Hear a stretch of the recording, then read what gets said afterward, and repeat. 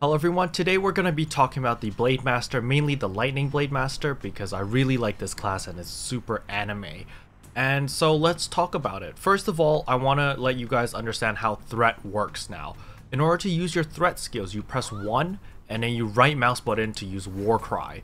Once you've used War Cry, you'll be able to have threat, which gives you 250% threat generation for 3 minutes.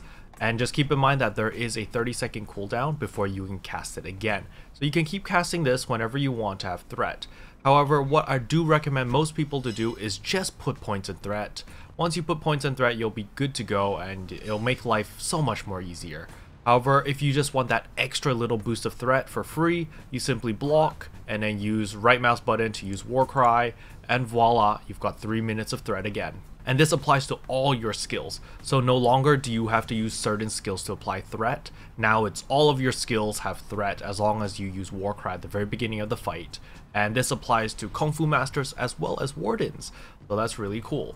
So for my skills over here, I use the Singing Blade or the Lightning Blade Master, and I use Sword Training, Untethered, Cleansing Wings, Hypersonic, and Crimson Blade. The reason I use Hypersonic is because when I press my Z or my Soaring Falcon, I immediately go back into draw stance. However, you can also use Quick to Strike. If I was in a raid environment, I would use Quick to Strike. The main reason why I would use Quick to Strike is because it lowers the cooldown for all of your CCs. So for the Blade Master, you've got 3 main sources of CCs. You've got Ankle Biter, which is a single knockdown. You've got Soaring Falcon, which is also a single knockdown, and you've got Boot, which is a single stun. However, let's say you want to be a little bit fancy, you don't need those cooldowns, you can go Hypersonic. So Hypersonic adds another form of CC. As you can see over here, it stuns for 2 seconds on the first successful attack. However, if you miss the stun, it'll cast a daze for 3 seconds. So what do I mean by that? You'll see over here. First of all, I'm going to get into draw stance, and then when you press Z, so that's the first attack. The first attack was the little white thing that you saw, and then the gust of wind after is the second attack. So let's say that I don't want to stun General Moyon and I want to daze him. So what I can do is I can get into draw stance. I'm going to Z at a different direction and then get close to him, and voila, that'll cast a daze. However, keep in mind that the second strike's range is actually really small. You have to be pretty much at melee range, 3 meters or less, in order to deal the daze. So we can read the tooltip over here.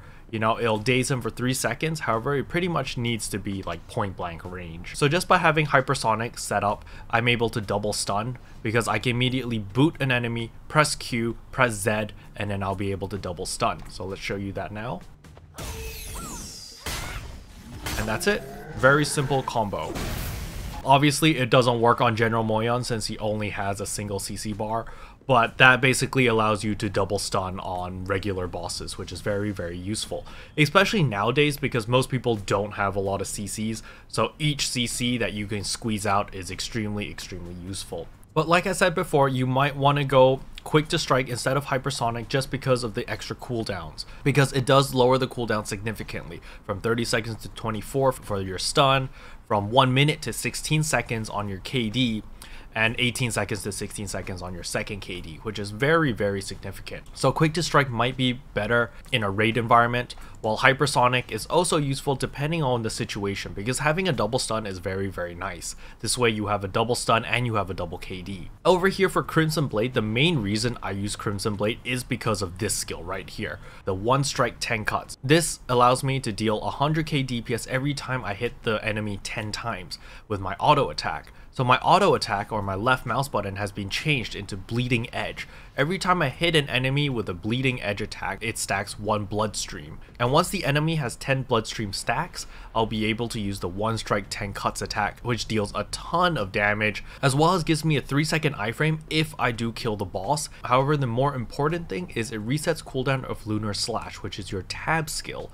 So every time you're able to cast this, it resets your tab, so you can tab again, you get fulmination, and then you can just go to town and you just kill the boss. As for my skills over here, my talent points, I put 5 in Bleeding Edge, I put 5 in Hone Strike. If I had another 5, I would put it into Lunar Slash. However, at the moment, I don't have any points.